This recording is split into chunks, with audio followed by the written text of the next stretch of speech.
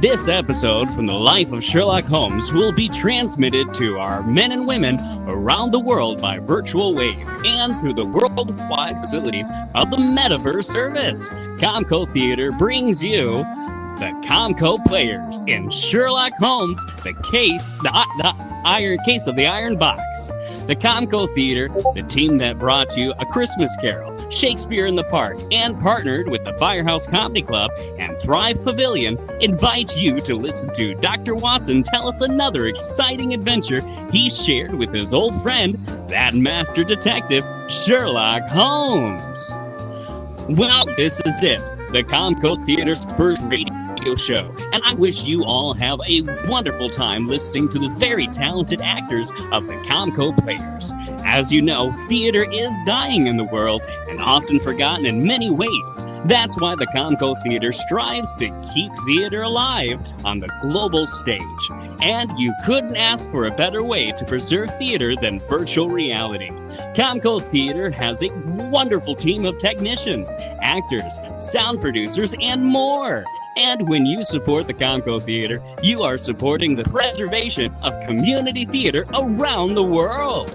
Remember, you too can be a part of the ComCo Theatre and these heroes before you if you are interested in saving theater like ourselves. And now, I'm sure Dr. Watson's waiting for us, so let's drop in and see him. Good evening, Doctor. Good evening, Mr. Bartell. Draw up your usual chair. Thank you. That's it. Well, did you enjoy your Christmas holiday? Well, I've had a whale of a time, thank you. But I don't think I can face a turkey or mince pie for at least another year. Yes. How about you, Doctor? Oh, I've had a very pleasant week too, my boy. Parties, visitors, and a flattering number of Christmas messages to be answered. One message in particular was recently sent to me from London by an old client and friend of mine, Sir Ian Dunbar. An old client, huh? Well, do you mean he was one of your patients? Or was he someone that you and the great Sherlock Holmes helped? The latter, Mr. Bartell. As a matter of fact, it was receiving this letter that reminded me of a story that I decided to tell tonight. A story in which Sir Ian Dunbar played a prominent part. And how did it begin, Watson? The day before New Year's Eve in 1899, Sherlock Holmes and I sat in the opposite corners of a first-class railway carriage as we sped towards Edinburgh in a Flying Scotsman. What took you and Sherlock Holmes up there, Doctor? It started as a holiday vacation, Mr. Bartell. My friend Sir Walter Dunbar had asked Holmes and me to spend a few days with them at Dunbar Castle, about 20 miles outside of Edinburgh. After we left the King's Crossing station, Holmes, his sharp, eager face framed in a deep stocking cap, dipped into the bundle of fresh papers which he'd brought with him. We'd left Bedford behind us. Pardon. We'd left Bedford far behind before he thrust into the last, them under the seat, leaned across, and offered me his cigar case.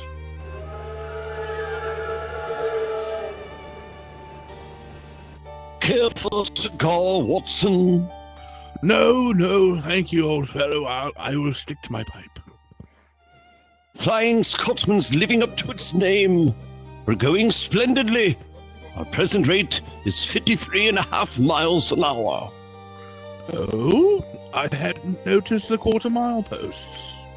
Nor have I, but the telegraph posts on this line are 60 yards apart. And the aid of a watch and the calculation is a simple one. Watson, my dear fellow, we're several hours ahead of us. Tell me more about Sir Walter Dunbar. I have a feeling that he, is in some kind of trouble, and that you haven't wanted to talk about it. Well, it's not exactly trouble, Holmes, but there's a strange problem that confronts the Dunbars. A problem that will be settled at midnight tomorrow. Oh, indeed. The night of New Year's Eve, eh? Yes, exactly. But to really appreciate the story, I have to begin by telling you for the death of old Sir Thomas Dunbar. The father of the present baronet, I suppose. Yes. He was severely wounded at Waterloo, though he managed to last long enough to get back to the Dunbar castle. The story goes that as he lay there lying on his deathbed, he told his wife of his plans for their unborn son.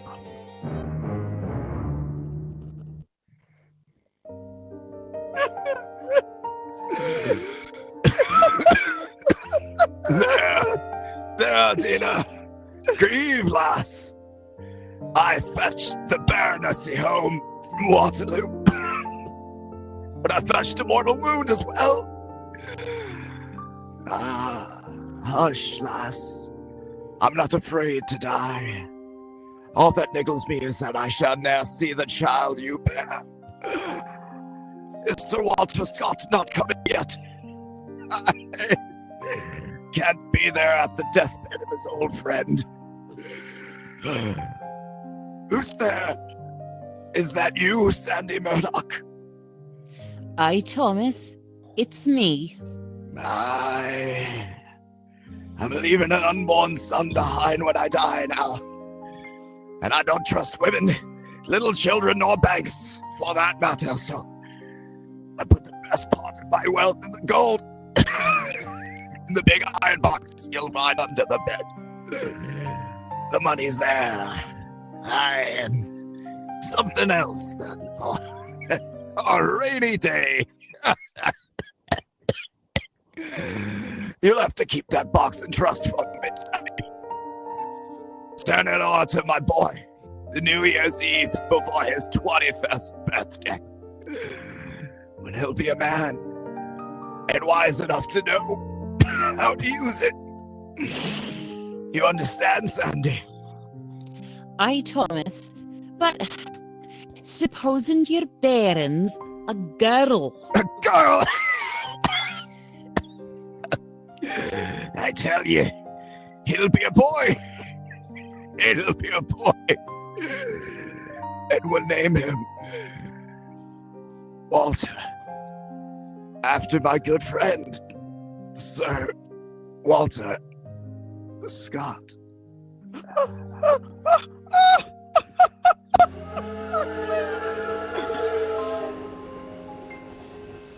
Very interesting story, Watson. And that child, of course, is the gentleman we are going to see now, Sir Walter Dunbar. Exactly. And the first baronet was a friend of Sir Walter Scott, while his son can boast of your acquaintance. Why, it's a family singularly rich in literary friendships. That's not very funny, Holmes. But to continue, I suppose you can guess what happened. Sir Thomas carefully drew up the documents to specify the New Year's Eve before the baronet's 21st birthday. And the poor child was born on February 29th. It was a leap year. So poor Sir Walter is still waiting for his iron box full of gold. Yes, he'll be 84 next year. Yet legally, with only one birthday every 4 years, in the eyes of the law, he'll be at last 21. A most amusing situation, though I'm afraid Sir Walter finds it far from entertaining. The lawyers must have been extremely scrupulous in abiding by the letter of the document. Ah, yes. Old Sandy Murdoch is dead now, but of course, he has a great-granddaughter, Miss Murdoch, who still handles the Dunbar estate. He'll be at the castle tonight to formally hand over the iron box. I'm delighted you accepted the holiday invitation of Sir Walter, my dear fellow. I've needed a rest, but I've always loathed too strict a one. The situation may pose a nice little problem for me. Problem?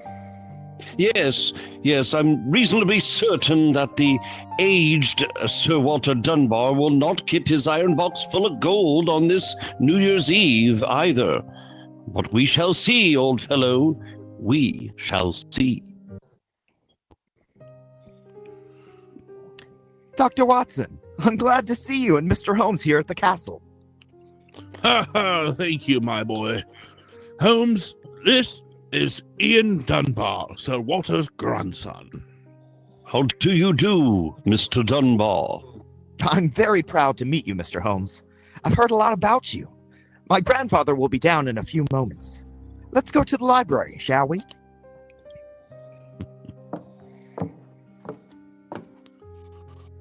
I imagine Sir Walter's quite excited about tonight's ceremony, isn't he?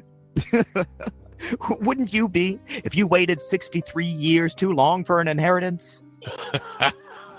Yeah. Thank the Lord I had the foresight to be born on the prosaic date of August the 21st. In the event of your grandfather's death, you would be the next baronet, I take it. Yes, Mr. Holmes. You see, my father was killed 2 months ago at Mafeking.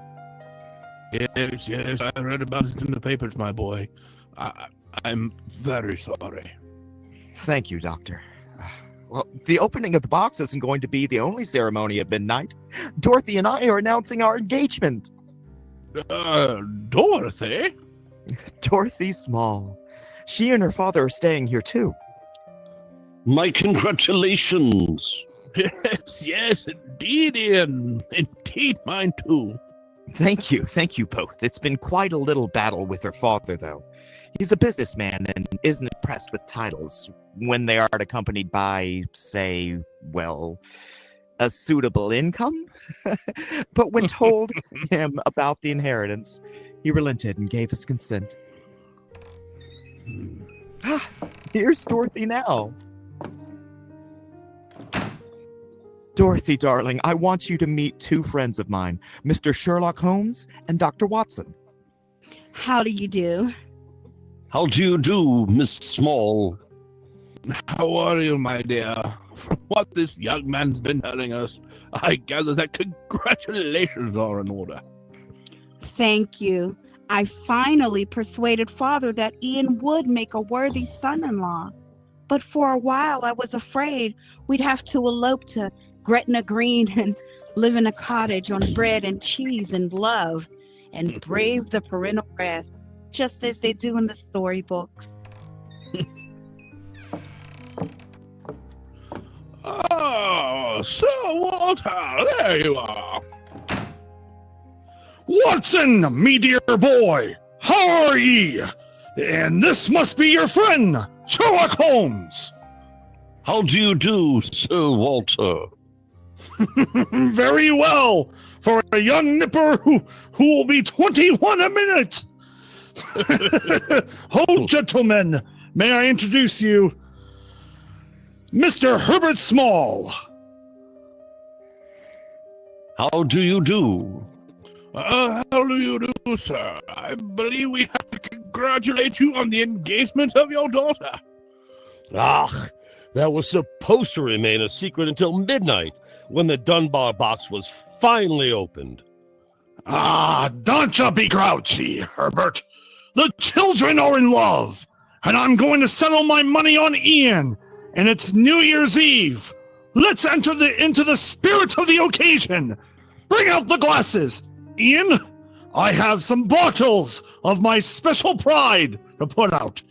It's the finest port in Scotland, the cream of Dunbar, eh?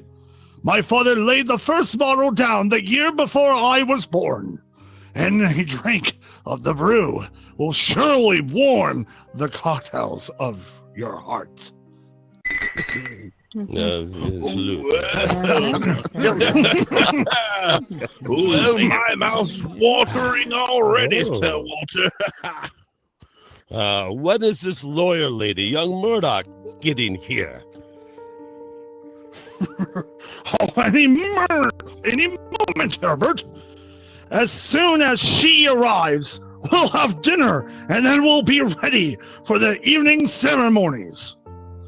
She's bringing the famous iron box with her, Sir Walter. If she doesn't, she won't get any dinner. Holmes? Ian, pass the glasses around, me boy.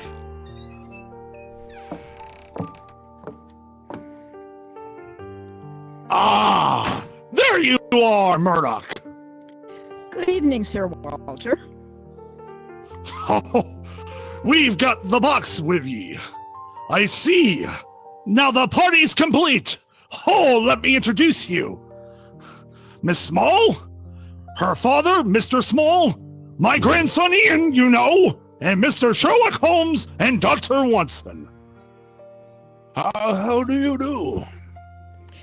I'm sorry I'm late, Sir Walter. My train was delayed. Oh, that's all right, Murdoch. You're here, and you brought the box. That's all that matters. Ian, give our young lawyer a drink. Here, I'll help you pour. Yeah, just I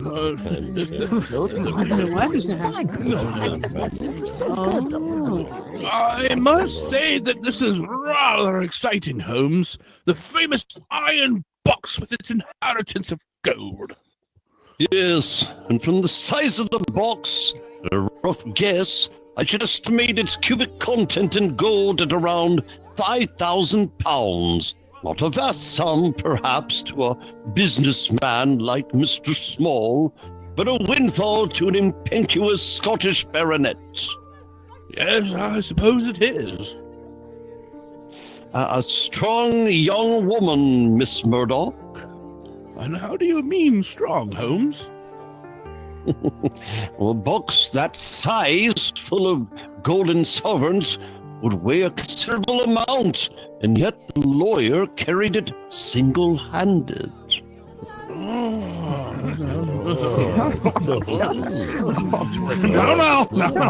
Now that we are all assembled, I am going to propose a toast. Though it is still some hours off yet. Let's drink to the new year. That means a lot to some of us. To 1900. to 1900. 1900. We should toast to more than just 1900, Sir Walter. We should drink to the new century that's about to begin. Good idea, Dorothy. Oh, I'm afraid that won't be quite appropriate, Miss Small.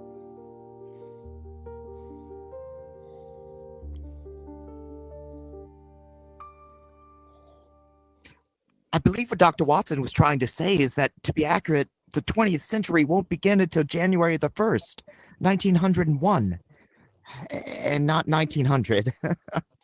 Oh, of course. That's it, Dorothy. I'm afraid your wedding can't take place for some time yet. Father, what are you talking about? I read an article in The Guardian the other day, and it said just the same thing as you, Dr. Watson.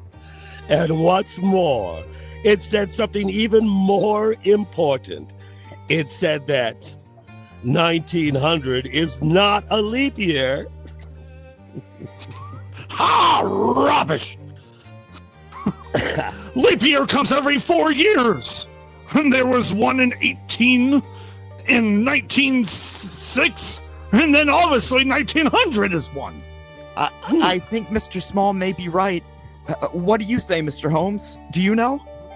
Well, I'd hoped no one would bring this point up, but it's the little problem I referred to on the train, my dear Watson.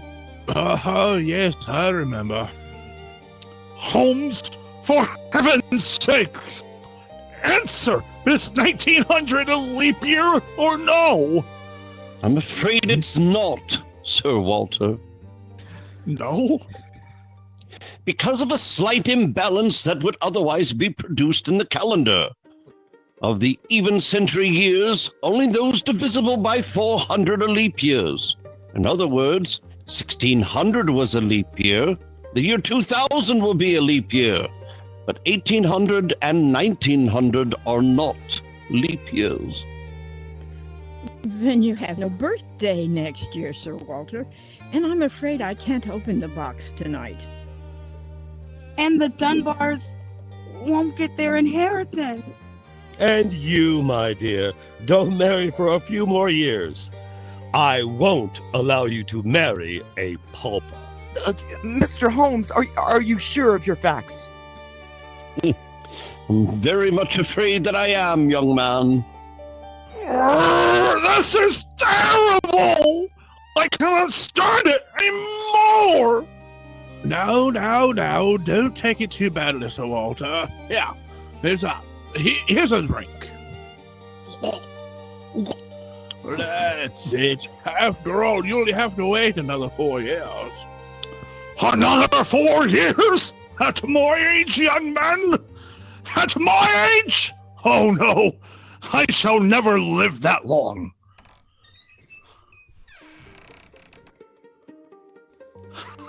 Aye! What is it, Angus? Dinner is prepared, Sir Walter. We can serve it as soon as you are ready, sir.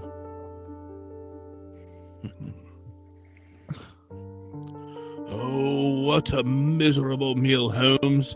Sir Walter's gone to his room, the young lovers are nearly in tears, and Small and the lawyer Murdoch seem to be positively gloating.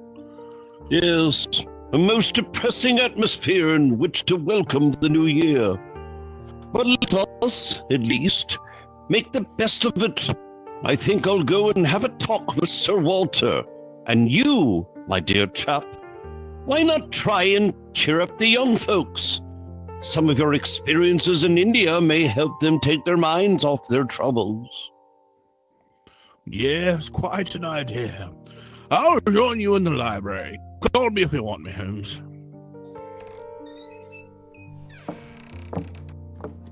Oh, there you are, my dears. Hello, Dr. Watson. All alone in front of the fire, I see. I'm afraid we're not in very good spirits. Oh, nevertheless, I'll sit here and join you. If you don't mind, of course. Misery loves company, you know. You're so very kind, Doctor. Oh, not at all. I was just trying to persuade Ian to elope with me, but he's being most ungallant. He won't even consider it. How can I, darling? I've got under 200 pounds a year in my own right. How could we live on that? I was counting on that money that grandfather was going to give us to get me started. Now, Miss Small. And earlier you were talking about Greta Green and bread and cheese and love in a cottage. There's a lot to be said for it, you know. Ah, to be said for it, yes, Doctor, but have you ever tried it? Oh, not literally, my boy. But I must tell you that when Mary, my wife, and I were married, we had very little money. In fact, my income was just about the sum of that of what you mentioned, and we were very happy. Yeah, but you have a profession, Doctor. Look at me. I've been trained for nothing except to be Lord of Dunbar Castle. I can't support the wife on tradition. But you're young, Ian. You can get some kind of position. I'm sure you can. Yes, of course. As a matter of fact, I think... Watson, what is it? What's wrong? The devil's work's afoot, Watson. Come with me, old fellow. And you, Mr. Dunbar. Mr. Holmes, what's happened? It's Sir Walter. I went to his room. It was in darkness, but in the moonlight I saw two figures struggling by the open casement.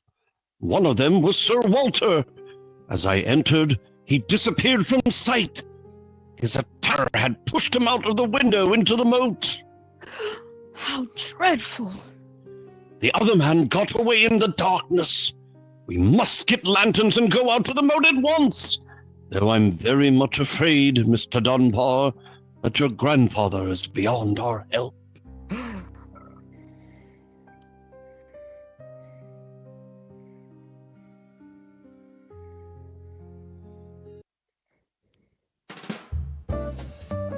Dr. Watson will be back in just a second. So I'd just like to remind you that if you want to be part of the ComCo Theatre and learn how you too can help community theater survive, then ask one of the many talented actors here before you, or message myself on social media at MetaVoice on Instagram, Facebook, or join our Discord, ComCo Theatre, to learn more. We provide many variations of theater through live physical productions, voice acting classes, radio show productions, and many more. If you are more interested in the technical side, you too can help with building sets or producing music. Now to get back to our story. Someone had pushed poor old Sir Walter out of his bedroom window and into the moat below. Isn't that right, Dr. Watson? Yes, Mr. Bartell. Of course, we grabbed lanterns as fast as we could and rushed outside. But it was a hopeless task. The water was 8 or 10 foot deep, and it seemed obvious that elder Sir Walter could not have a chance of saving himself. But we searched on. The thick and bobbing lanterns and the scurrying figures in the frosty moonlight formed a weird, fantastic scene. Angus! Bring a lantern over here! Aye, sir. Can you see anything, Holmes? Not a thing. I don't see why your friend doesn't call the police, Dr. Watson. We're accomplishing nothing.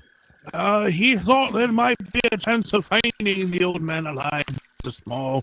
He wants to avoid a scandal if possible. For your sake, sir, as well as the Dunbars.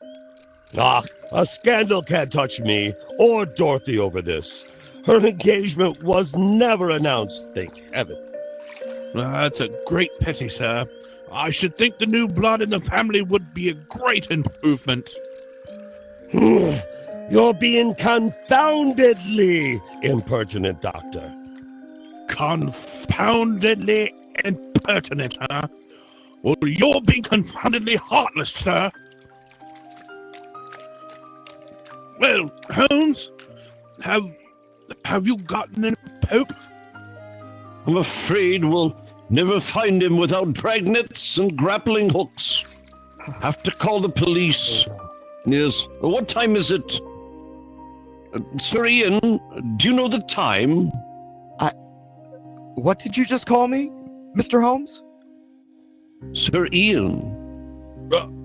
By Jove, yes. It seems a bit premature, Holmes, but of course you're right.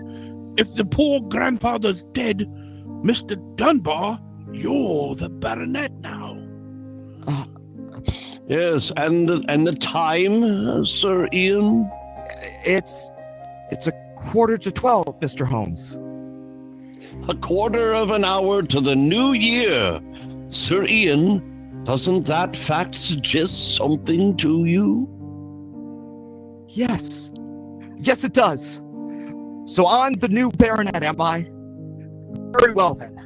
There'll be no more talk of the police for 15 minutes. I want all of you to come back to the castle with me. As the last chimes of midnight rings out, I shall have a statement to make. A statement that I want you all to hear.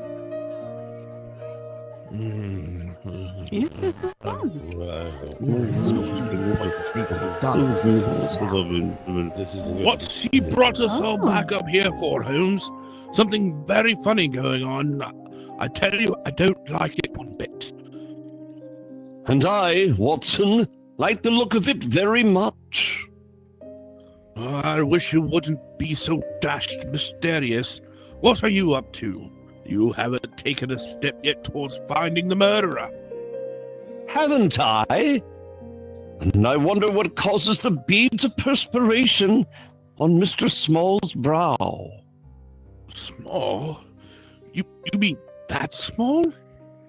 And I wonder what causes the singular look of apprehension on the face of Murdoch, the young lawyer. You remember, of course, on my remarking how easily she carried the large iron box. Great Scott, yes! It took a strong man to throw Sir Walter out of the window. Shh, Watson. What? The new year is approaching.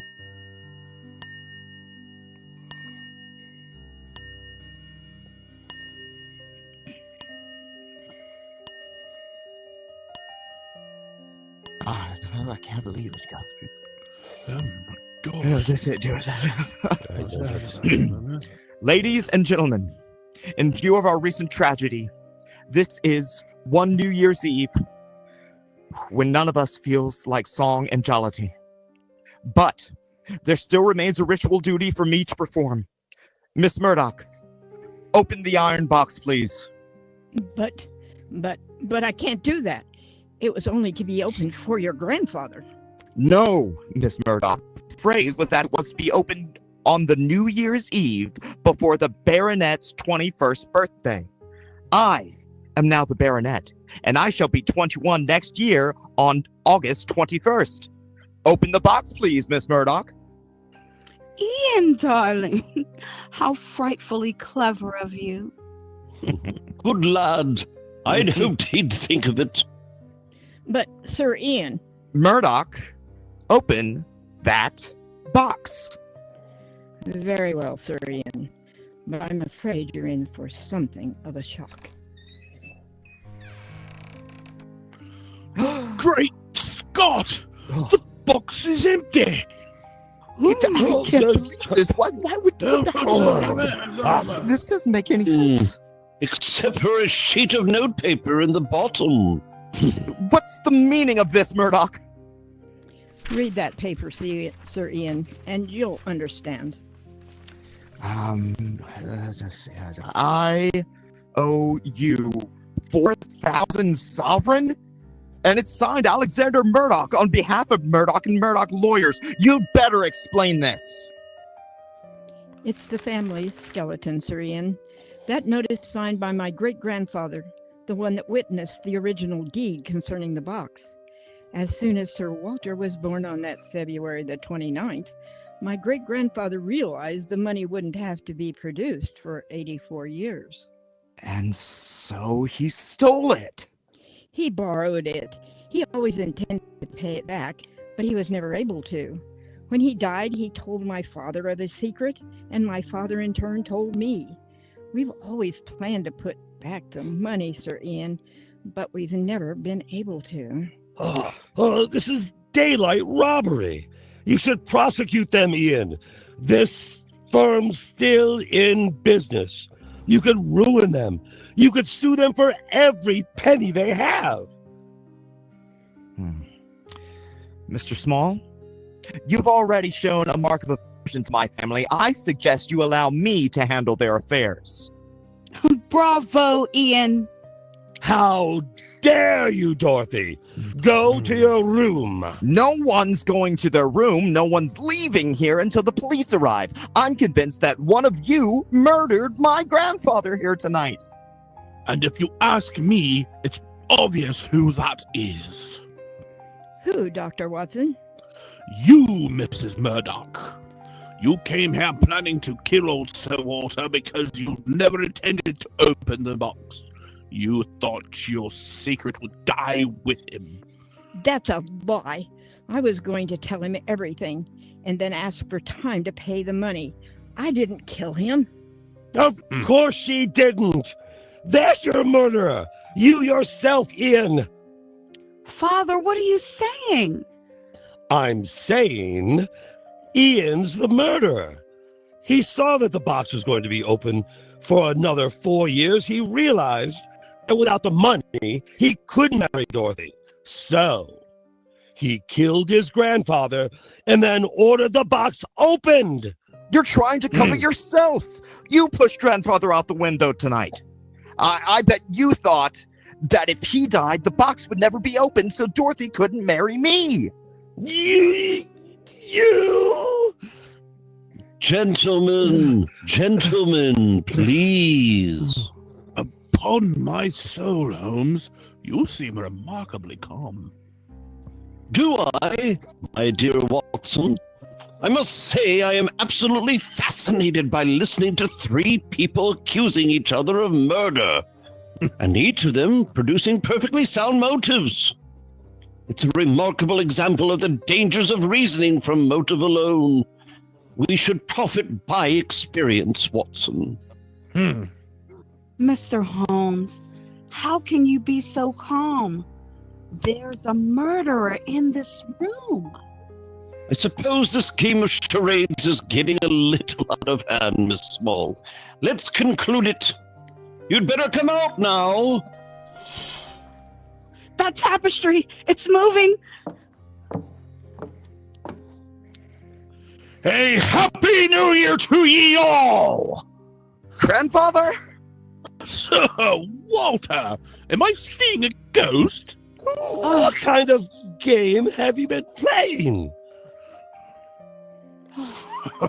'Tis a bonny game that Holmes and I invented. You might call it forcing the issue.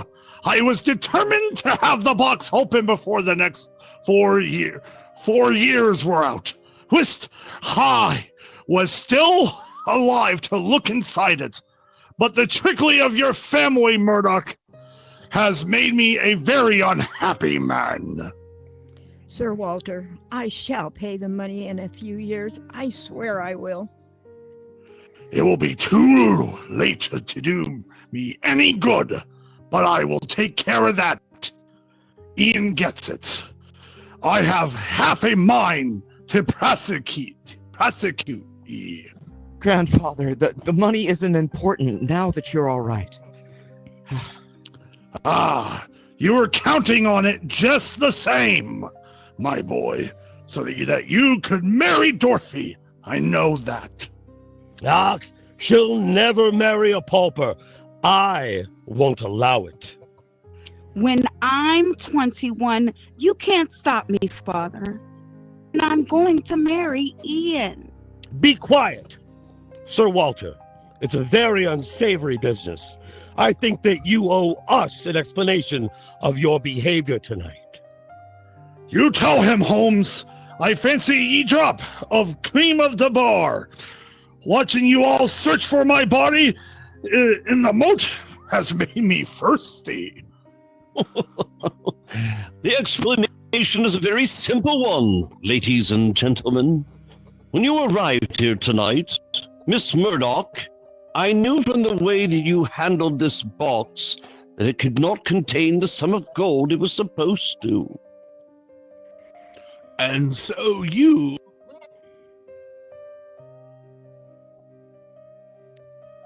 I suspected fraud, and I devised a plan to force the opening of the box, yes, and Sir Walter was an eager conspirator.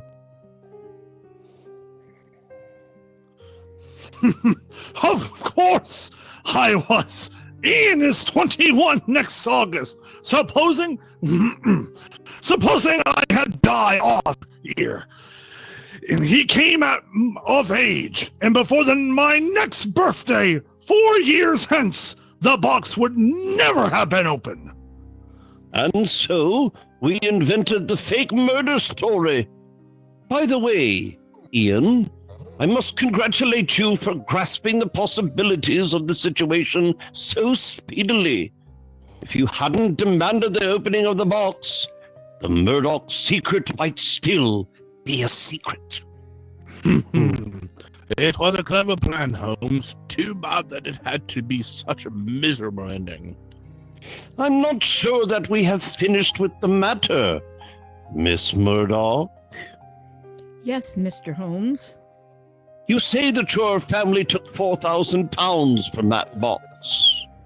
Yes, Mr. Holmes. Curious. I would have sworn from its size that it would hold closer to 5,000. And in your account of the legend, Watson, you told me that Sir Thomas Dunbar stated on his deathbed that he had put something else in the box. Oh, yes. Something for a rainy day, is that it? Yes. Did the Murdochs find that extra something? No, Mr. Holmes. They found nothing but the gold. Now that's very odd. I think I'll have to take a closer look at that box, if you don't mind. Well, since this seems to be a night of telling secrets, I think you might as well know, Father, that if you don't give your consent, I shall elope with Ian. Oh, bravo, my dear, bravo. You'll do no such a thing. I admire your resolution, young lady, but I hardly think it will be necessary. What do you mean, Holmes? Permit me to show you all the treasure of the Dunbars. What have you found, Holmes? The something for a rainy day that old Sir Thomas spoke of, you see, since the cubic contents of the box obviously differed from my calculations, I deduced the existence of a false bottom, and I was correct. And in that space I found this. A manuscript. Quite so. The manuscript of a book. Look at the title page and see the author's name. The History of the Dunbar Family by Sir Walter Scott. I think, Sir Walter, that an original and unpublished manuscript by your distinguished namesake will prove several times the gold that is missing from that box. You saved the day for us, Holmes, my boy. God bless ye. Oh, this has been a strange new year, as ever I knew. But it's turned out to be a bonny one, thanks to you, Holmes. Wow! Fill up your glasses. We're going to drink a toast to the new year. By Jove, yes, Sir Walter. This is really a happy occasion. Then let's complete it by singing the traditional song of the season, Auld Lang Syne. And in this case, when we sing, Should Auld Acquaintance Be Forgot, I feel that in our hearts, we should be thinking of Sir Walter Scott. Though he died over 60 years ago, he's made us all very happy here tonight. Aye.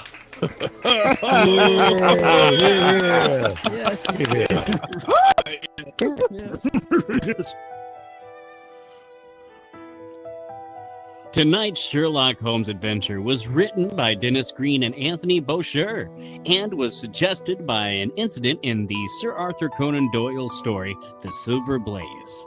Music is by Gillian Hawley. The build is brought to you by the ComCo Build Team and scripting by JB95. The ComCo Theatre of the Metaverse invites you to tune in again next time, same station. This has been Sherlock Holmes and the Iron Box by the ComCo Players. This has been the ComCo Broadcasting System.